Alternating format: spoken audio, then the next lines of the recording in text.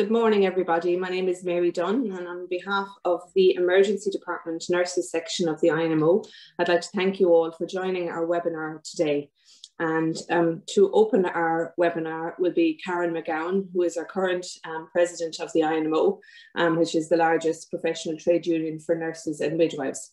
Karen is a registered ANP in the Emergency Department of Beaumont Hospital, Dublin, and she trained as an RGN at Beaumont and completed her Bachelor of Nursing Science at DCU. She undertook a higher diploma in emergency nursing and a master's in the RCSI. Karen also holds a certificate in drug prescribing and ionizing radiation, as well as a certificate in advanced assessment from UCD. Additionally, she serves as a local representative. I'll hand you over now to Karen. Thank you very much, Mary. Thank you. We are delighted to welcome you to this webinar this morning, and it is an absolute honour to be speaking with you all, and it is an honour for the Irish Nurses Midwives organisation to be supporting the ED section. Today would not be taking place only for the dedication of section officers and INMO Professional Section Development Officer Jean Carroll.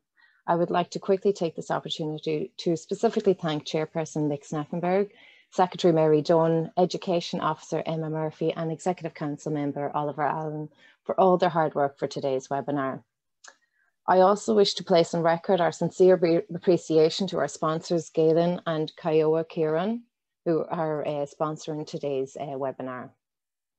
Emergency nurses have seen so much change in the space of a year. Initially, we've seen massive redeployment to assist us with our new workload that the pandemic had to offer, but that was short-lived and the extra streams that were adopted in our EDs remained. Nursing working within the emergency department have demonstrated incredible flexibility and agility with regards to running essentially two emergency departments. Spring forward to now, and the historic ED overcrowding has returned with a vengeance. ED overcrowding and COVID-19 is now an even bigger challenge on nurses, having to staff two streams within our already crowded departments. These issues were raised by ED reps at a national level and with the Director of Industrial Relations. The INMO are organising a direct meeting with the HSE on this matter, but are also convening the parties of the WRC. These are significant issues. Your environment is not under your control. The impact of this, particularly on staffing requirements, needs to be resolved. Many departments report that on a shift-by-shift basis, they remain grossly short-staffed, and this is impacting on their ability to provide safe care. Overcrowding and an exhausted workforce is leading to stress, burnout, and psychological strain. We will hear more on this with our speakers today. And instead of enjoying the easing of restrictions, we now are feeling more restricted than ever in our workplaces. Let us hope now that this time next year that there will be a vast improvement and that we will be through the end phase of COVID-19, but we must learn the lessons of the current crisis to ensure that health services and governments are prepared for any future crisis. As President of the Irish Nurses Midwives organisation, I want to lend my full support to the ED section, and we will push hard on the compensation for nurses and midwives. This leave is more than necessary. It is the least we deserve for the work and sacrifices that we have made during this pandemic. Today, we are pleased to be in a position to share with you a wonderful lineup of speakers. We have Ruth ODonnell, who is a training manager from Women's Aid. She will be discussing social challenges in the emergency nursing department. We have Steve Pittman, Head of Education of INMO, Wellness of Staff, the Signs and Fears of Burnout. We have Lindsay Sheeran, who is a service manager in the Royal Victoria Hospital in Belfast, who will be discussing reconfiguring trauma care. We have Kelly Doherty, who's an advanced clinical practitioner in emergency medicine in the Royal Victoria in Belfast as well, saving patients time and resources in emergency departments. We will also be showcasing an array of research presentations from our ED section members. So thank you for your attention this morning, and it gives me great pleasure as your president to formally open this webinar. And I will now hand you back to Mary, our chairperson for this morning's session. Thank you. Thank you, Karen. And the next person we're going to introduce is Ruth ODonnell, who is going to speak to us on the social challenges in emergency nursing. Ruth is the Manager of Training Development in Women's Aid and has worked on issues of social justice, human rights and equality for 20 years. Ruth is a graduate of the Masters in Equality Studies programme at UCD School of Social Policy, Social Work and Social Justice. Her work with Women's Aid includes overseeing the development and delivery of training programs on best practice responses to women and children experiencing domestic violence. Training on domestic violence is of particular importance to any personnel working in frontline capacity where they meet women who are subject to domestic violence and abuse. Example, healthcare professionals, social workers, community workers, and members of An Garda Síochána. Ruth has also worked in a frontline capacity in migrant rights NGOs in Ireland, advocating on behalf of refugees, asylum seekers, and migrant workers. And she is a member of the Irish Council for Civil Liberties, and we are delighted to have her on our webinar. I'll hand you over now to Ruth. Thank you very much, Mary, and thank you to Karen for such an interesting introduction. So I was very glad to get the invitation to speak at your event this morning, and to be able to connect with ED nurses, and it's obviously an area of work that the women we support unfortunately do often go through A&E because of injuries sustained from an intimate partner, either current or former, and they interact with the emergency department, with doctors and nurses and other professionals. So it's very important that that your members are aware of the issue of domestic abuse, and have some insight into the impacts of the abuse and how it might present in an ED setting, and how you can be guided in your response on the issue to make sure that you make the best of that window of opportunity, as it could be for a woman who's going through A&E, and that you are knowledgeable then about the services that are on offer locally and nationally, and how to make a referral to services. Women who are linked into services have better outcomes. They are more likely to be supported in their help-seeking journey. Women are active help seekers in relation to domestic abuse, and they, you know, look to informal and formal support networks for help. So the healthcare setting would be a formal support potential. They're much more likely to talk to family and friends. So some of this content would even be useful for you in your personal life if you were supporting a friend or a family member. Do remember that, do think about this issue, that it can be an emotive issue, and we'd like to emphasize to you how important it is to look after yourself when you're engaging with this issue.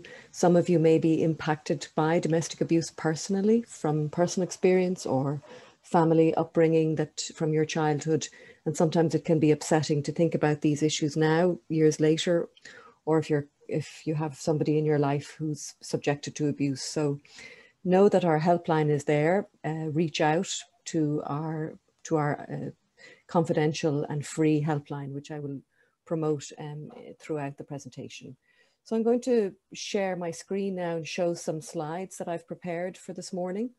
I just have a 30-minute slot. I've just eaten into it now by a couple of minutes, and I'd leave some time at the end for questions. So I'd really love if you had some questions. You can send them to Mary through the chat function or the Q&A function there on Zoom, and hopefully we'll have some time to answer your questions. But it is a short input, so we won't have a huge, you know, scope, but I think it's a good opportunity to raise your awareness on the issue. So I was just going to show you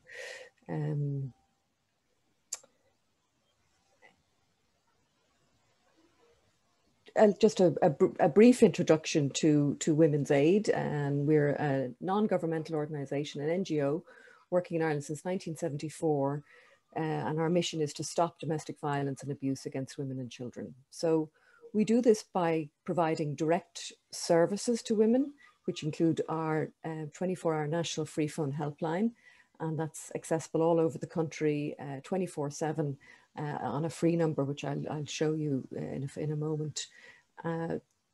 Women, like, we get calls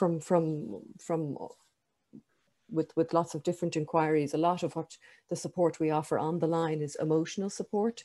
Sometimes women then want to to access a one-to-one support. They want to meet somebody face-to-face, and a service which we have managed to maintain throughout COVID, although it has been difficult. At the start we did telephone support, and then we started seeing women again last May and June. And we've continued our court drop-in service, so our face-to-face services are Dublin-based, and they include a drop-in in Dolphin House in the family law court there. And they would also include a court accompaniment service for somebody who's going to court, where we could be with her and accompany her on that journey. We also have we have a communications department who are looking after the launch of our annual report, which is coming up on the 22nd of June. So we'll have a lot of data in there about our experience of 2020. And of course, it was been a very difficult year for the country, and I think there was a lot of awareness about how difficult it has been for women experiencing abuse, but we will be highlighting that on the 22nd. And we want to extend a warm invitation to you as INMO members to attend our event if you are available. We also take part in, influencing policy and research. Our most recent research was on domestic abuse as experienced by young women. So we did a survey of 500, actually men and women, 500 young people aged 18 to 25, asking about their experience of intimate abuse. So that's the findings of that tell us that 1 in 5 young women of that age have experienced abuse. And of those women who had experienced abuse, half of them experienced it before the age of 18. So this is an issue that's affecting teenagers, young people across the spectrum. And our training department that I'm a manager of produces training and delivers training to healthcare professionals and guards and community workers, as Mary said. So I'll tell you more about the training later, but just moving on to definition of domestic abuse, and the underlined word there is important about it being a pattern. So we're looking for a pattern of abusive behaviour, and our understanding, of course, our work is, our area of expertise is working with women who've experienced abuse from a male intimate partner, and it can take all of the different forms: physical or emotional abuse, coercion, the destruction of property, isolation, threats, and stalking, and so on. Of course, domestic abuse can affect men in same-sex relationship, male-on-male perpetrated abuse, or female-on-male perpetrated abuse. And we can signpost any callers to the male advice line if they're looking for support as a male victim of domestic violence. We'll still support them on the call, and then refer them on to the male advice line, which is run by the Men's Development Network. Domestic violence is a form of gender-based violence, meaning that the majority of victims are female, and that women are at greatest risk from men they know. However, there are male victims. The differences are there, but your response would be the same, actually, regardless of the gender of the victim. So the prevalence then is that 1 in 4 women in this survey from 2014 was very, very, robust, run by the EU Fundamental Rights Agency all across the European Union. 28 member states, 42,000 women interviewed. In Ireland, 1,500 women interviewed, face-to-face interviews. So quite with significant, many questions about abuse, different forms of abuse. And one of the findings was that 1 in 4 women had experienced physical and/or sexual violence since the age of 15. That's the lifetime prevalence. So it's definitely out there. Coercive control then is now a criminal offence since the 1st of January 2019. So the Domestic Violence Act of 2018 has criminalised this kind of behaviour. Again, the pattern of controlling and coercive and threatening behaviour. A lot of the behaviours, when they include physical violence, they were already, offences. So you would have had your assault causing harm, criminal damage, threats to kill, all of those things. But what was not an offence up to Jan 2019 was controlling behaviour when it didn't include physical. So, for example, controlling a person in an intimate relationship by using money, by using by controlling their movements, who they see, how they live their lives, and what kind of So the impact on it being that it entraps women and makes it very difficult for them to leave, because the power dynamic within an abusive relationship means that if there is a threat to the power and control, often then the violence will escalate. And it can escalate to the most extreme form, which would be femicide, the violent killing of women by men. So domestic homicides, figures that Women's Aid have been collecting in Ireland since 1996. So we have data on that.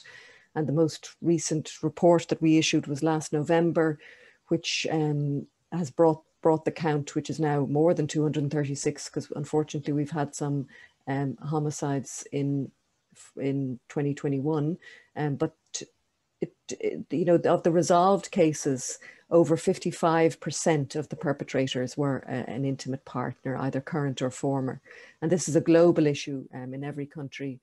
The women are dying every day at the hands of their intimate partners. So it's something that, you know, that we're really keen to stress, because if a woman says that she's afraid for her life, you know, we need to take that very seriously, and we need to react appropriately, because we know that can be an outcome of domestic violence, and that can be very difficult to handle. The impacts on the family, impacts on the children, impacts on the community.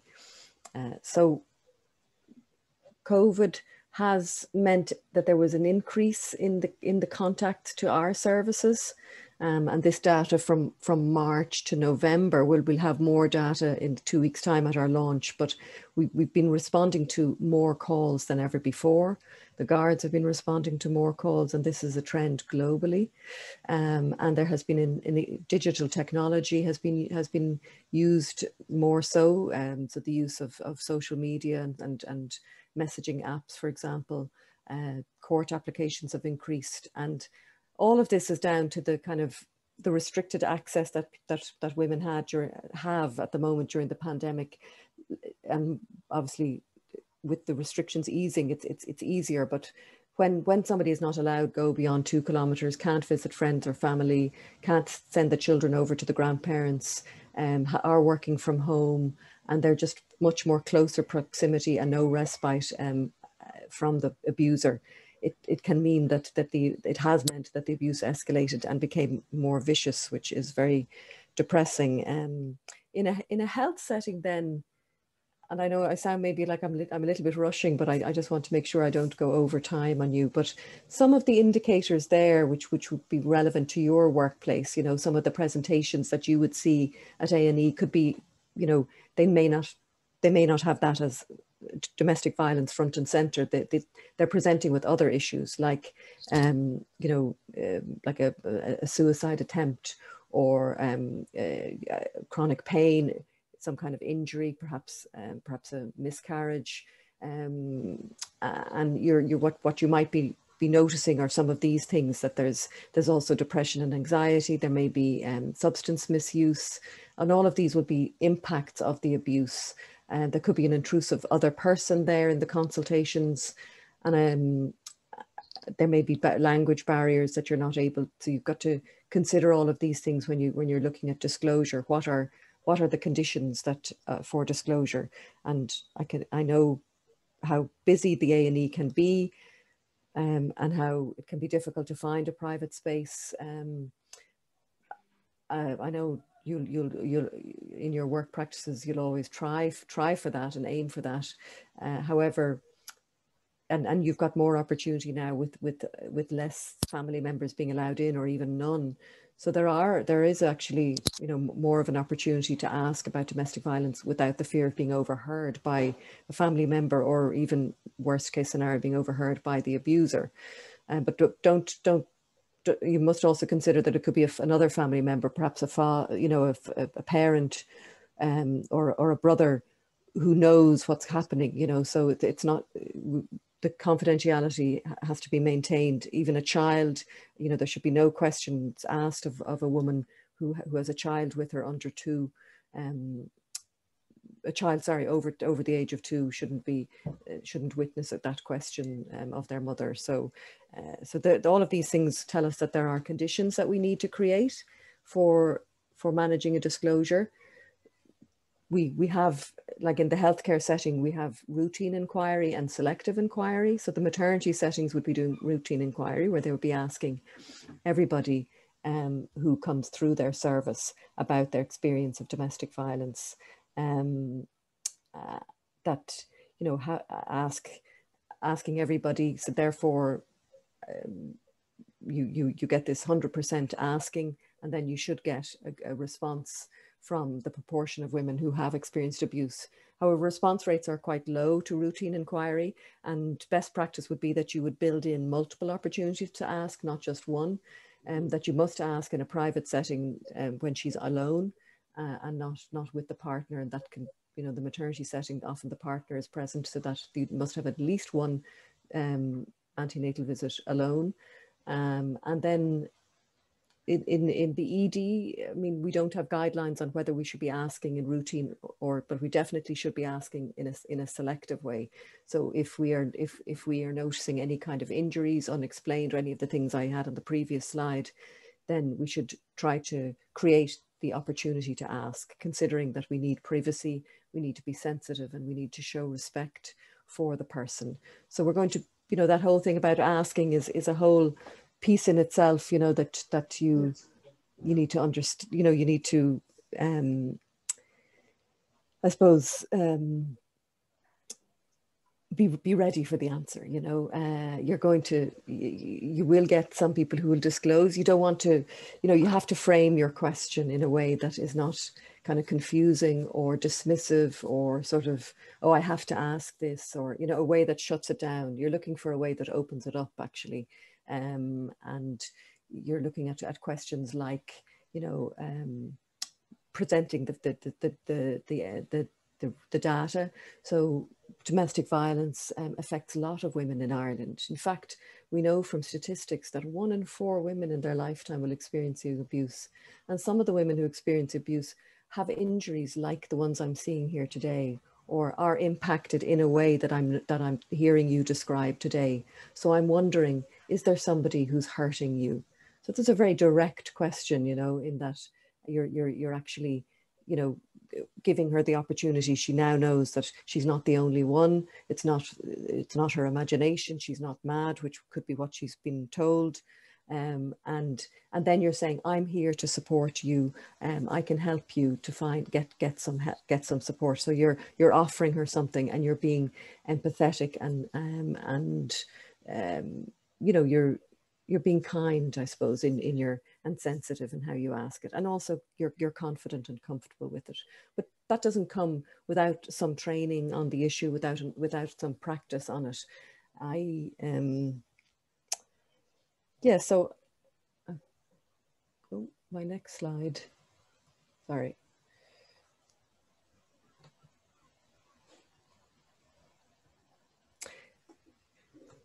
I was going to share like these voices of survivors, and what they said really helped them. And this is in a healthcare setting. So from this resource, the Pathfinder Toolkit from the UK, which was a project specifically for the health sector, training hospital and primary care staff around domestic abuse. And they had a survivor forum. One of the survivors said, compassion, patience, understanding. Sometimes it's all we need. And then the woman who shared her story about how, if they ask you more than once, is everything okay? Is everything okay at home? You feel that compassion, that, oh, they actually care about me.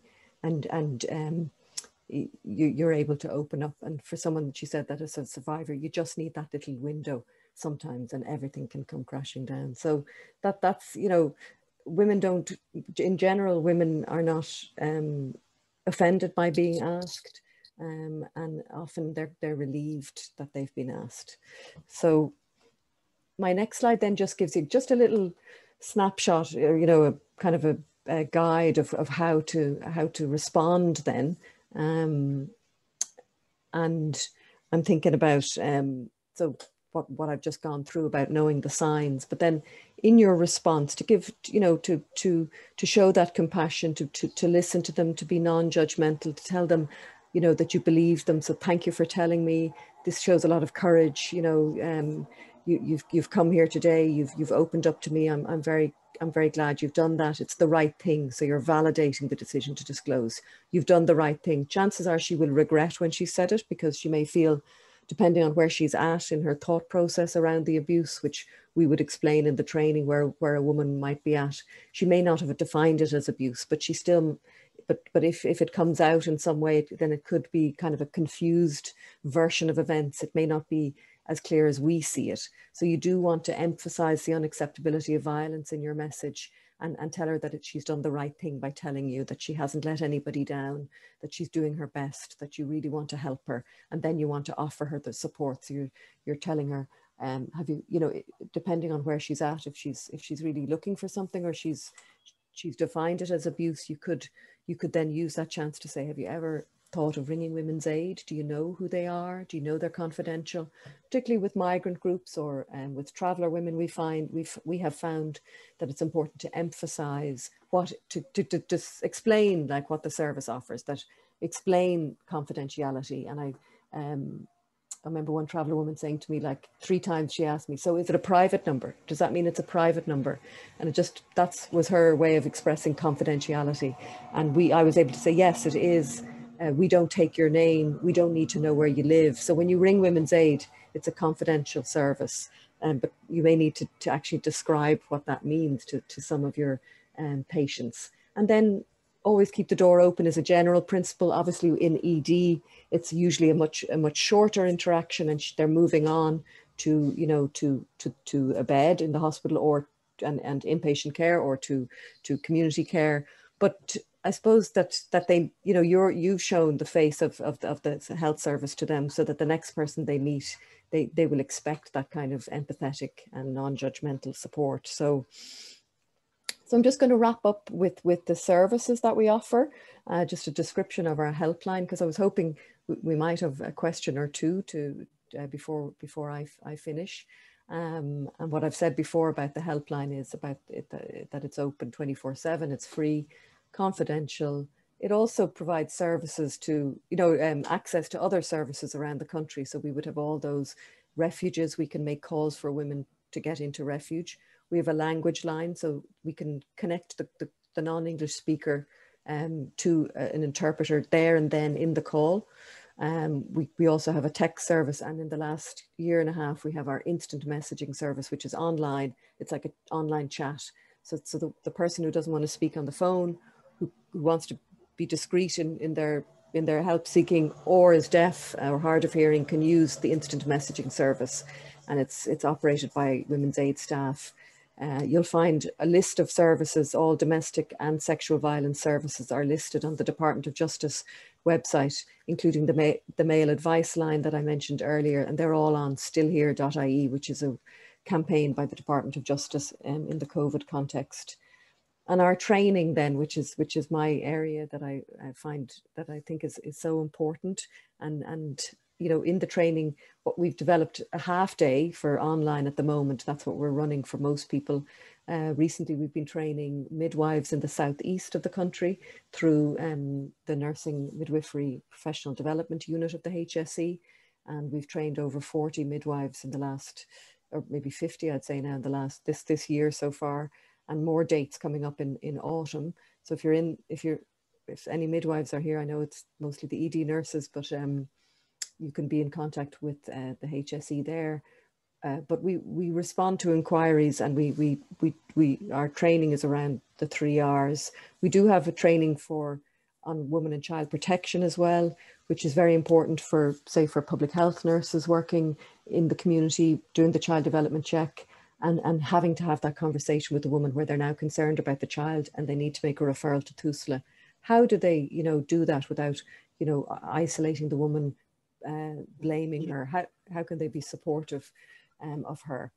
So thank you for your attention. Please remember our 24-hour national helpline is there for you too, in your capacity as a nurse, and you can contact with a query, maybe just to bounce something off one of our call takers, or for yourself if you're impacted by abuse. Our service is there for you as well. So I think I have about 5 minutes for questions, but I'll take the lead from Mary on that, and I'll just stop the screen share. So thank you very much. Thank you very much, Ruth. I think, Mick, you might have some questions there, have you?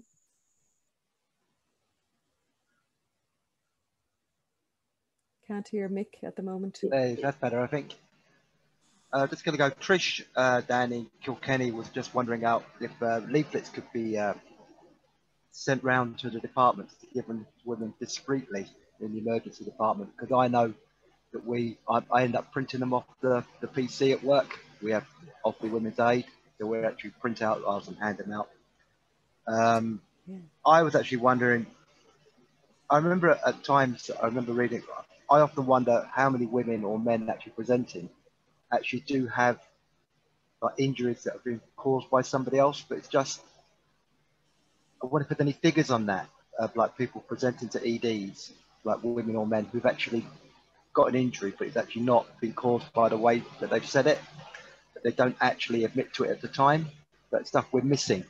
I want stuff like that. And I was wondering about the training that you're provided. Is it free and open to all the grades? They're the three questions. Great. Okay. On the leaflets, absolutely, we can post out leaflets at any time to any service, and we have wallet-sized contact cards, which would be most appropriate for the national setting, in that they have the national free phone helpline on them, and we also have posters as well. So you would get our leaflets at no problem at all and no cost by ringing our office number. So I put it in the chat, but we'd ask you not to ring the helpline for the leaflets, because it just blocks up the helpline a little bit. But our office number is 01 678 8858. So, you know, don't be printing off the computer. You really don't have to do that. We can post out and we'll chat to you on the phone. How many do you think you need, and all of that. So, and you can do it multiple times a year. Contact us. We are linked into a resource though online where you can print them, and it's a health setting resource. The name escapes me now, but just the post is I think the easiest option. And yes, I mean the presentations at ED and where domestic violence is the underlying issue for the presentation and is missed.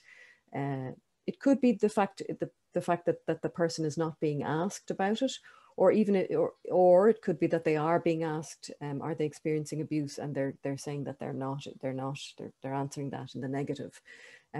So I think if practitioners are not asking, they're going to miss it. And then if they are asking and they're not, you know, they're not getting the person is not divulging what they're experiencing, I think then it's about record keeping, and you know that your observations are written there on her record. That what did you observe? You might have, because she may come back then at a later stage to look for some proof that she was there. And if there is a record there that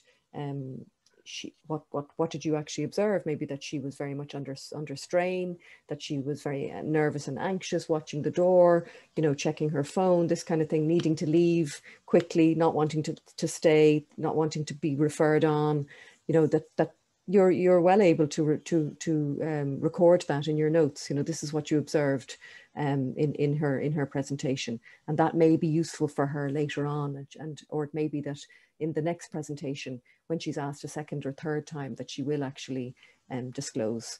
So, and then in relation to our training, we do charge a fee for the training.